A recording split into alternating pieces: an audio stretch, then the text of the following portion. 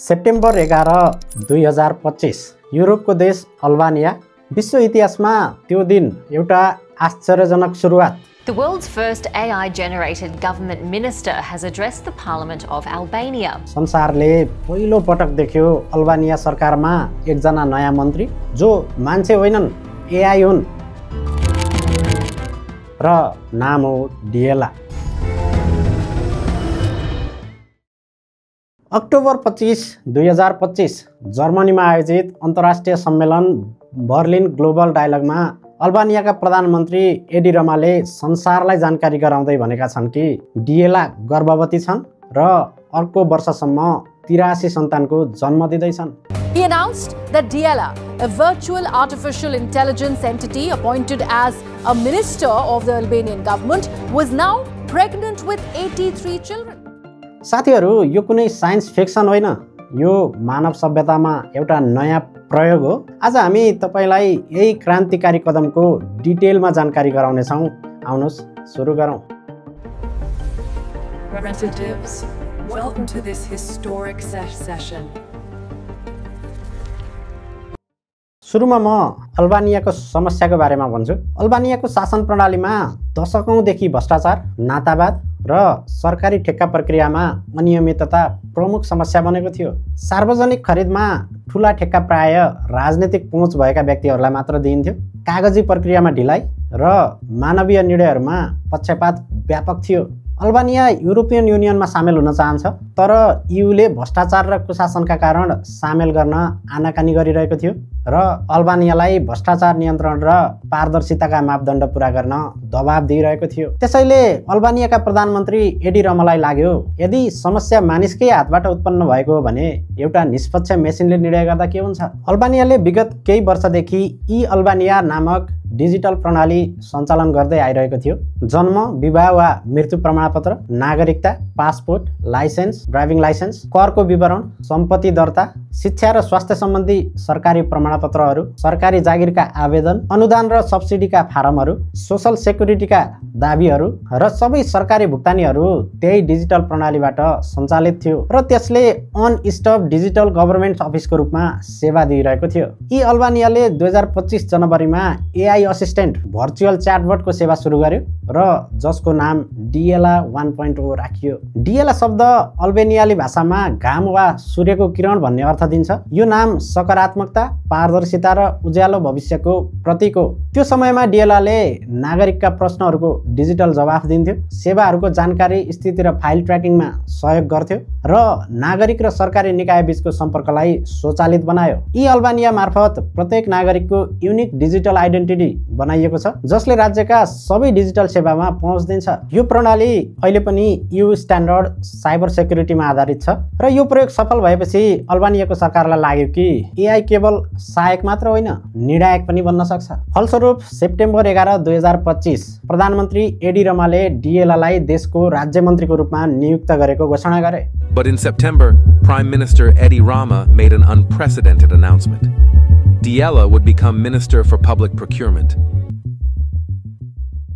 मन्त्री नियुक्त गरे लगत्तै संसदमा उभिएर प्रधानमन्त्री रमा भन्छन्, सार्वजनिक ठेक्का प्रक्रिया, मूल्याङ्कन र सिफारिस अब डिएलाको जिम्मेवारीमा पर्नेछ।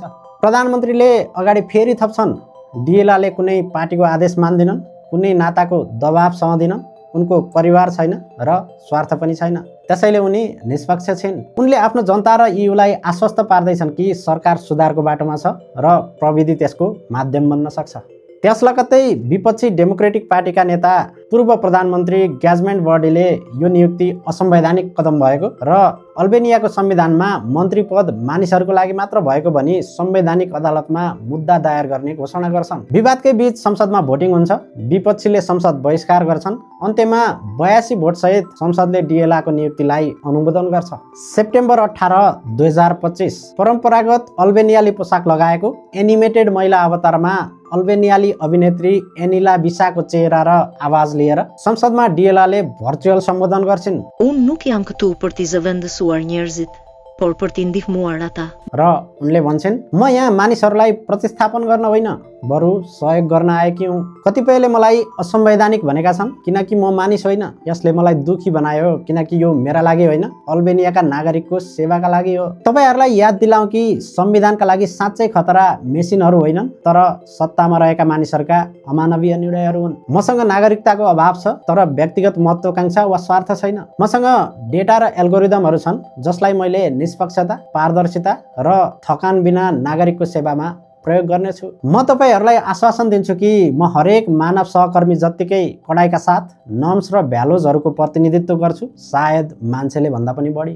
भाषणको अन्त्यतिर उनले सार्वजनिक खरिद प्रक्रियालाई पारदर्शी र भ्रष्टाचार मुक्त बनाउने प्रतिबद्धता व्यक्त गरिन् र आफ्नो सम्बोधन टुङ्ग्याइन्। डिएला अल्बानियाको सरकारी निकाय नेशनल एजेन्सी फर इन्फर्मेसन सोसाइटीले माइक्रोसफ्टको सहयोगमा तयार गरेको एआई प्रणाली हो जसले अल्बानियाका सरकारी अभिलेख, नीतिगत दस्तावेज, सार्वजनिक ठेक्का र प्रशासनिक तथ्याङ्कहरूको डेटामा आधारित रहेर अल्बानियाको भाषामा प्रश्नोत्तर र अन्तर्क्रिया गर्ने मात्र होइन, विषयवस्तुहरू तयार, त्यसको मूल्याङ्कन र सिफारिस समेत गर्न सक्छ। मन्त्रीका रूपमा डिएलाले सार्वजनिक खरिद निष्पक्ष र पारदर्शी बनाउने गरी अटोमेटेड रूपमा कार्य गर्नेछन्। टेन्डरका लागि टिओआर अर्थात् शर्तहरू तयार गर्नु, योग्यता मापदण्ड निर्धारण गर्नु, मूल्य सीमा सेट गर्नु, प्राप्त कागजातहरू चेक गर्नु, टेन्डर डकुमेन्टहरूको छानबिन र मूल्याङ्कन गरी निर्णयार्थ प्रधानमन्त्रीलाई सिफारिस गर्नु उनको दायित्व हुनेछ। साथीहरू, डिएलाको भविष्य रोचक छ। अक्टोबर 2025 मा प्रधानमन्त्री रोमाले घोषणा गरेका छन् कि डिएला गर्भवती छन् र 83 वटा सन्तानको जन्म दिँदैछन्।